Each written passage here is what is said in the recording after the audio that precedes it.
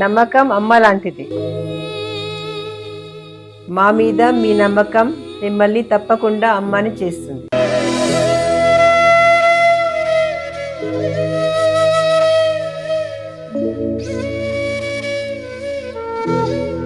నేడు ఎంతో మంది మా మీద నమ్మకంతో అమ్మాయారు. మీకోసం అమ్మతనం ఎదురు చూస్తుంది. వివరాలకు సంప్రదించండి. Kiran infertility centre, Hyderabad, Bengaluru, Chennai, Delhi. 2026 సంవత్సరం మార్చి నెల 19వ తారీఖు నుంచి ఏప్రిల్ నెల 6వ తారీఖు వరకు మరి పరాభవనామ సంవత్సరం జరుగుతుంది. ఈ పరాభవనామ సంవత్సరం మీనరాశి ఫలితాలు తెలుసుకుందాం. ఈ మీనరాశికి వచ్చేప్పటికల్లా శని లగ్నంలో ఉన్నాడు. మరి మీనరాశిలోనే శని ఉన్నాడు. ఎందుకంటే కుంభరాశిలో 2 సంవత్సరాలు అయిపోయి మీనరాశిలోకి వచ్చే సంవత్సరం అయింది. 3 సంవత్సరాలున్నర ఏలినాటి శని జరిగిపోయింది. ఇంకా 3 సంవత్సరాల 6 మాసాలు ఏలినాటి శని జరుగుతుంది. చాలా కష్టం, చెప్పడానికి వీల్లేని బాధలు. 30 సంవత్సరాలకు ఒక్కసారి ఏలినాటి శని, 7 సంవత్సరాల 6 మాసాలు. వాళ్ళు పడేది చెప్పుకోవాలంటే రోజులు గడిచినా కూడా తరగదు. అన్ని రకాల బాధలు ఉంటాయి ఏలినాటి శనిలో. కాబట్టి ఈ రాశి వాళ్ళు ఏం చేయాలంటే ప్రతిరోజు కూడా శివాలయానికి వెళ్ళి శివుడికి ప్రదక్షిణం, మరి చండీ ప్రదక్షిణం అంటారు. అర్చకుడిని కానీ అక్కడున్న బ్రాహ్మణులు కానీ అడిగితే చండీ ప్రదక్షిణం చేయమని చెబుతారు. చండీ ప్రదక్షిణం 11 సార్లు చేయాలి. నవగ్రహాలకి 9 సార్లు చేయాలి. శనికి ప్రతి శనివారం నువ్వుల నూనెతో అభిషేకం, నల్లగుడ్డ, బెల్లం ముక్క, కొబ్బరికాయ, దీపారాధన నూనె తీసుకెళ్ళి దీపారాధన చేసి బ్రాహ్మణ చేత అభిషేకం చేయించుకోండి. అంత శక్తి లేదు అనుకుంటే కాస్త దీపారాధన చేసి నువ్వులు శని మీద వేసి కాస్త నూనె పోసి బెల్లం ముక్క అక్కడ పెట్టి శని మేడలో నల్లగుడ్డ వేసి నమస్కారం చేసుకొని మీ బాధలు పోగొట్టమని ప్రార్థన చేసి ఇంటికి రండి. అయితే ముఖ్యంగా నేను చెప్పబోయేది ఏంటంటే ప్రతివాళ్ళు కూడా నవగ్రహాల గుళ్ళోకి పోయి బయటకు వచ్చి కాళ్ళు కొనుక్కుంటున్నారు. అది చాలా తప్పు పని. ఎట్లా ఉంటుందంటే ఒక మనిషిని దవడ బగలేటు కొట్టి తప్పైందని కాళ్ళు పట్టుకుంటే ఆ దోషం పోతుందా? ఆ కోపం వాళ్ళకి తగ్గుతుందా? మీరు కాళ్ళు కడుక్కుంటే నవగ్రహాలకు పూజ చేసిన ఫలితం మొత్తం పోయి చెడు జరుగుతుంది. నవగ్రహాల గుళ్ళోకి పోకపోయినా పర్వాలేదు, నవగ్రహాలకు ప్రదక్షిణ చేయకపోయినా పర్వాలేదు, బయటకు వచ్చి కాళ్ళు కడుక్కుంటే పెద్ద దోషం. ఈ మాత్రం గట్టిగా గుర్తుపెట్టుకోండి. ఇంకా ఈ మీనరాశి వాళ్ళు ఇంకా 3 సంవత్సరాలన్నర చాలా కష్టం ఉంది. రాహుకేతువుల మధ్యలో గ్రహాలు పడ్డాయి. ఏ గ్రహాలు కూడా పూర్తిగా బాగాలేదు.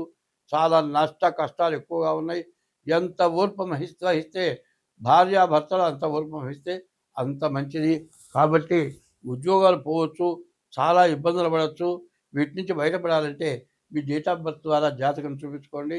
జాతక రీత్యా ఏముందో చూచి మీకే పూజ చేస్తే మీరు బాగుపడతారో చెబుతాం, చేయిస్తాం. దానికి తగినట్లుగా చేసుకోండి, మీకు అన్ని విధాలా బాగుంటుంది. ఈ రాశి వాళ్ళకి, మీన రాశి వాళ్ళకి 14 ఆదాయం, 11 ఖర్చు కనబడుతుంది. కాబట్టి ఈ మీన రాశిని ఎవరు చెప్పడానికి వీలుగానంత బాధలున్నాయి. కాబట్టి జాగ్రత్త పడండి. స్వస్తి. ఆదిత్యోర్కో రవిర్భానుర్భాస్కరశ్చ దివాకరః మార్తాండ సవితా హేళి తీక్ష్ణాం శుర్మిహిరో రవిః. గురుభ్యో నమః. ఓం శ్రీ గురుభ్యో నమః. ఓం శ్రీ గురుభ్యో నమః. కళ్యాణం కమనీయ కోమలకరైరాద్రాక్షతారోపణం కన్యాదాన పురస్సరం సురగురోర్విప్రాశిషానుగ్రహం బాహ్వోః కంకణబంధనం దశగుణం మాంగళ్యసూత్రాన్వితం సీతారాఘవయోర్వివాహ సమయే జయాజిదం మంగళం. కళ్యాణౌ కమనీయ రూప విభవౌ కల్పద్రుమౌ శ్రీపదౌ కంజాక్షౌ కనకోపమాంబరధరౌ కంజాననౌ కామినౌ కళ్యాణ ప్రమదప్రదవు కవినుతౌ కస్తూరికా చర్చితౌ శ్రీదౌతౌ శుభదంపతీహ భవతాం శ్రీజానకీ రాఘవో. 2026 సంవత్సరం మార్చి నెల 20వ తారీఖు నుండి 2027 ఏప్రిల్ 6వ తారీఖు వరకు పరాభవనామ సంవత్సరం. మరి నూతన సంవత్సరం. అందరూ కూడా జనవరి వస్తే నూతన సంవత్సరం అనుకుంటారు. మన హిందూ దేశంలో, అందులో తెలుగు రాష్ట్రంలో తెలుగు పంచాంగం మార్చి ఈ సంవత్సరం 20 నుండి 2026 మార్చి 20 నుండి 2027 ఏప్రిల్ 6వ తారీఖు వరకు తెలుగు సంవత్సరం వచ్చింది. ఈ తెలుగు సంవత్సరంలో ఈ సంవత్సర ఫలితాలు చెప్పుకుందాం. ఇదివరకు ఇప్పుడు కూడా మాస ఫలితాలే చెప్పుకుంటున్నాం. ఇప్పుడు సంవత్సరం మొత్తం ఫలితాలు చెప్పుకుంటున్నాం. ఈ సంవత్సరం మొత్తం ఫలితాల్లో మొట్టమొదటి ఫలితం ఏమిటంటే